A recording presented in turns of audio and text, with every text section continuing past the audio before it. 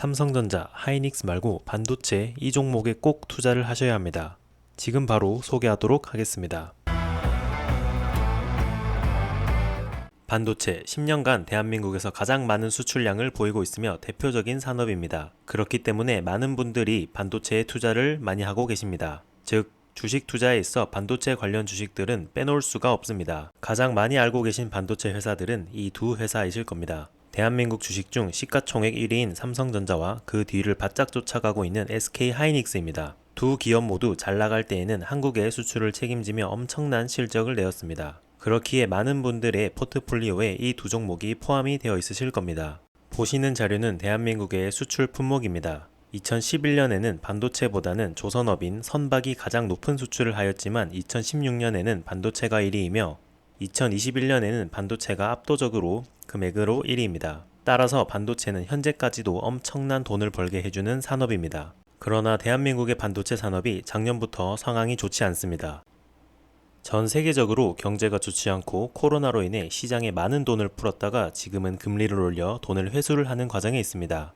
또한 경제가 불안정해지자 환율이 요동치며 수출을 위주로 하는 한국의 수출에 있어 적자가 나고 있습니다.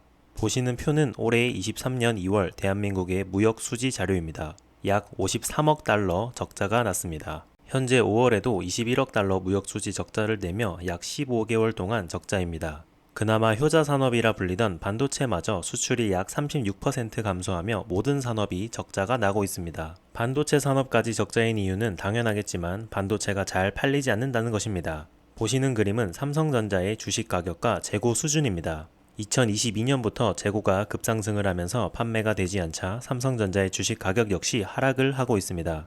대한민국 반도체 1위인 삼성전자가 이렇다면 나머지 하이닉스나 다른 기업들도 마찬가지 상황일 것입니다. 판매가 잘 되지 않는 반도체 때문에 삼성전자는 D램이라는 주력 상품의 생산을 줄이고 있습니다. 23년의 생산 증가율이 0%인 것은 작년보다 잘 팔리지 않으니 더 만들지 않겠다는 의미입니다. 생산을 줄였음에도 불구하고 반도체의 재고는 계속해서 증가하고 있습니다. 올해 1분기까지만 삼성전자의 부진을 예상했지만 2분기가 끝나갈 때까지 계속해서 삼성전자는 좋지 않은 모습을 보이고 있습니다. 더군다나 미국의 대통령 바이든은 작년 말 반도체 지원법이라는 것을 발표했습니다. 이는 미국이 반도체 산업 분야에서 중국에 대한 기술적 우위를 강화하기 위한 법으로 다른 나라들의 반도체 기업들이 중국과의 거래를 끊게 하기 위한 목적으로 발표를 했습니다. 이렇게 미국과 중국이 반도체 부분에서 갈등을 보이고 있기 때문에 한국의 반도체 회사들은 중간에서 입장이 난처해하고 있습니다. 한국은 현재 중국과 미국 각각의 반도체 생산 공장이 있어서 두 나라 중 한 곳을 선택한다면 나머지 국가에 있는 공장을 철수해야 하기 때문입니다. 반도체가 잘 팔리지 않고 외부적인 요인 때문에 부진하고 있는 한국 반도체 기업들. 그럼에도 불구하고 반도체 회사에 투자를 해야 할까요? 제 대답은 반은 맞고 반은 틀리다입니다. 최근에 이런 뉴스를 보신 적이 있으실 겁니다. 엔비디아라는 미국 주식이 최근 5개월간 주식 가격이 2배가 되었습니다. 삼성전자와 같은 반도체 회사인데 말이죠. 삼성전자는 높은 상승을 보이지 않았는데 이 회사는 왜 급등을 하였을까요? 엔비디아가 급상승한 이유는 바로 AI 때문입니다. AI 산업 부분에 엔비디아의 반도체가 굉장히 필요하기 때문에 큰 주가 상승이 일어났습니다. 엔비디아 회사의 시가총액은 현재 1200조 원이며 삼성전자의 3배 이상입니다. 최근 3달간의 주식 차트를 보시면 엄청난 상승을 보이고 있습니다. 엔비디아는 급상승을 하고 삼성전자와 하이닉스는 조금만 올랐는데 다 똑같은 반도체 회사면 주식 가격도 같이 상승을 해야 하는 것 아닌가요? 라고 물어보실 수 있지만 반도체의 종류에 따라 차이가 있습니다. 바로 살펴보도록 하겠습니다. 반도체는 크게 두 가지로 나눌 수가 있습니다. 메모리 반도체, 비메모리 반도체로 나뉘는데 메모리 반도체는 우리가 흔히 아는 삼성전자와 SK하이닉스가 만드는 D램, 낸드 플래시 등 상품들이 있습니다. 비메모리 반도체는 엔비디아, 인텔, 퀄컴 등 회사들이 있습니다. 하나하나 사업 부분을 다 집어들이기에는 시간이 오래 걸리기 때문에 쉽게 요약하자면 메모리 반도체 부분보다 비메모리 반도체 부분이 더 사업이 다양하고 한국의 기업들보다 시총이 큰 회사들이 많이 있습니다. 앞서 말씀드린 대로 메모리 반도체에는 대표적으로 삼성전자가 있고 생산을 하는 데 더 치중합니다. 비메모리 반도체는 인텔과 엔비디아가 있으며 생산보다는 설계, 기술력이 더 중요합니다. 그리고 두 가지 반도체의 차이에 있어 가장 중요한 것은 전 세계적으로 매출액 부분입니다. 반도체의 매출액 30%는 메모리 반도체가 가져가고 나머지 70%는 비메모리 반도체가 가져갑니다. 즉, 비메모리 반도체의 시장 규모가 훨씬 더 큽니다. 따라서 반도체는 이 표 하나로 정리가 됩니다. 생산 공장 없이 반도체 설계를 주로 하는 엔비디아는 삼성전자와 같은 생산 전문 업체에 주문을 하고, 삼성전자는 생산을 위해 반도체 장비가 필요한데 반도체 장비를 납품하는 ASML과 같은 제조업체들이 있습니다. 이렇게 만들어진 반도체는 스마트폰, 데이터 센터, 자동차 등에 들어가게 됩니다. 반도체는 10년 전에도 많은 수요가 있었지만 최근에 들어서 그 수요는 더 늘어나게 되었습니다. 5G의 도입, 데이터 센터, 메타버스 때문입니다. 현재 스마트폰은 5G의 시대입니다. 모두가 스마트폰을 가지고 있고 5G로 지금 한창 넘어가고 있기 때문에 5G의 빠른 데이터 처리 속도를 위해서는 더 좋은 반도체 칩이 필요합니다. 또한 구글, 아마존 등 본인들의 데이터 처리 성능 향상을 위해 반도체가 필요하며 사물 인터넷, 차량용 반도체 제품 확산에 따라 반도체의 수요가 증가하고 있습니다. 그리고 3년 전 코로나로 인해 비대면 언택트의 시대가 도래했으며 메타버스라는 가상세계 때문에 반도체의 수요도 증가했습니다. 따라서 표를 보면 삼성전자, 하이닉스와 같은 생산을 주로 하는 파운드리 업체의 시장 규모가 21년 대비 30년 증가하긴 하지만 큰 상승을 하진 못합니다. 그러나 차량용 반도체, AI 반도체의 경우는 최소 3배 이상의 성장을 할 것으로 예상이 됩니다.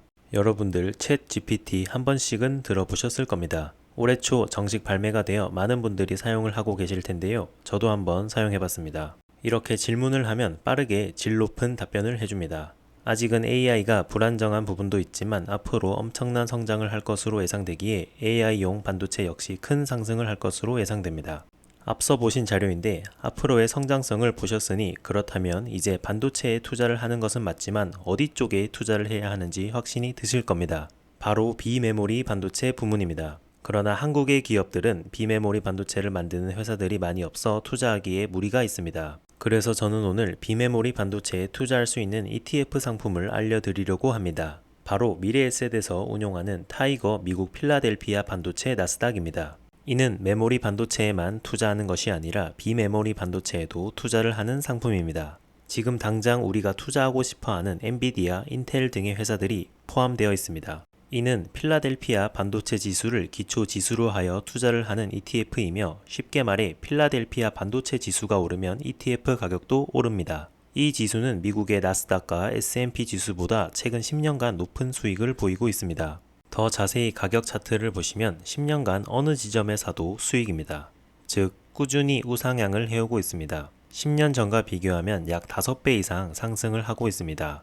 미국의 일반 기술주와 필라델피아 반도체 지수를 비교해도 연도별 높은 수익을 내고 있습니다. 따라서 미국 나스닥보다는 일반 기술주에 투자를 하고 일반 기술주보다는 필라델피아 반도체 지수에 투자를 하시는 게 더 큰 수익을 가져다 주었습니다. 이 지수의 포트폴리오는 다음과 같습니다.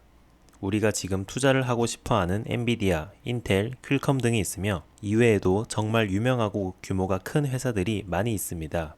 이는 포트폴리오를 시각화한 자료입니다. 따라서 타이거 미국 필라델피아 반도체 ETF 주가는 최근 1년 동안 약 50%가 상승을 했습니다. 큰 금액을 한 번에 넣어 구입을 하셔도 되고 적금처럼 매달 구입을 하셔도 큰 수익을 보셨을 것입니다. 수익률은 상장 이후에 구입을 하셨어도 23%이기에 충분히 높은 수익입니다.